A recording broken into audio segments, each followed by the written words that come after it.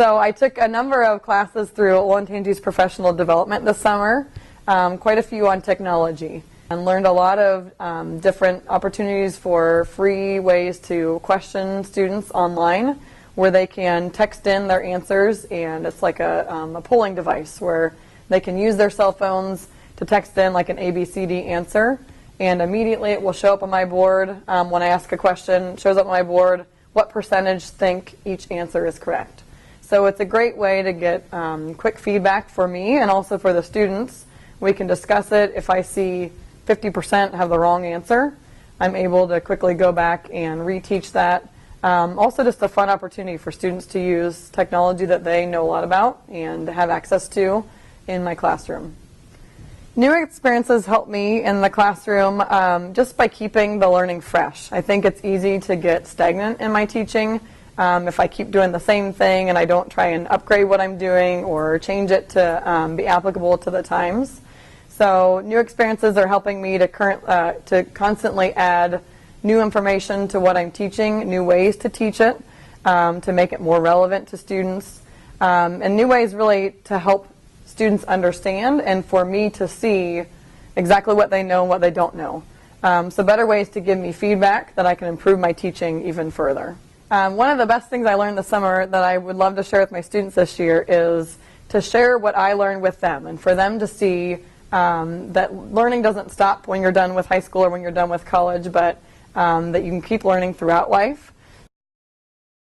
My summer plans were to try to do some different adventures with different kids, and every summer I have some kind of adventure, whether it's cycling. A couple years ago I did the Pan Ohio, or working for Habitat for Humanity. So this year I wanted to go back to cycling, but how could I do cycling with kids?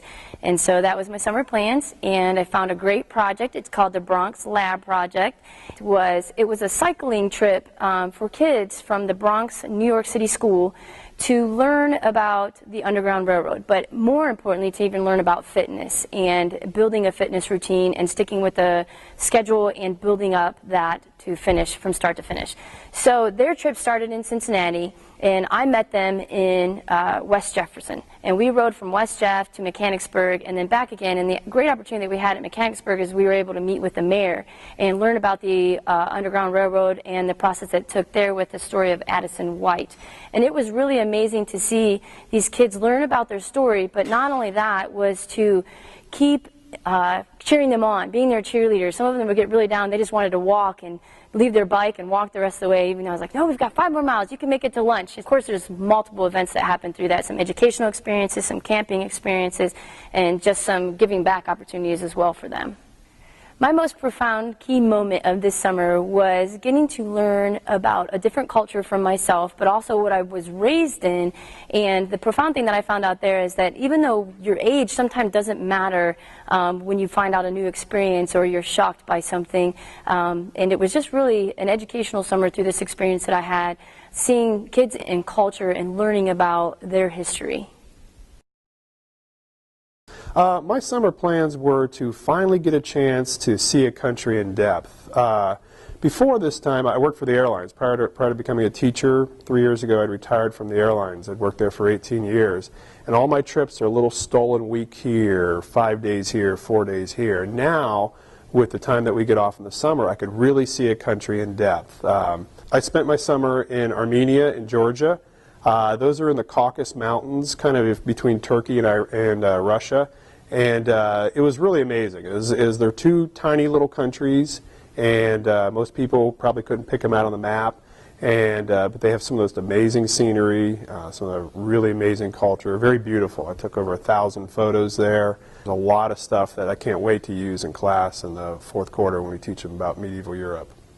I would probably say the most profound moment from this summer would be really getting to know what the monasteries are like and what the people, how important religion is to the Georgians and the Armenians. When I would go into the monasteries, I'm going as a tourist more than anything to see what it looks like. Many times I came in on a service, and to hear the service, the Eastern Orthodox service in those languages, it was really amazing. And you take a look, and they like to build their monasteries on top of mountains and hills, and they're off way by themselves, and they have amazing views. And you pile all that together, and it really becomes really becomes an incredible experience. I can use the new experience, I can use the places I've gone to not only give me ideas for lessons, but also to really rivet the attention of kids. When you're in the middle of a lesson, you say, well, when I was there, you just see all their heads swivel right onto you, and they lock onto you because they want that. They want the personal experiences. They want to know about it. They want you to make it real for them. And it gives me so many insights, so many stories to tell them. It's not just the content, it's also making the content come alive for them. And my travels to the other countries that I've been to 75 countries now, really make me able to have something that really connects with all the kids, something that they go home, they go, wow, Mom and Dad, guess what we learned in social studies today?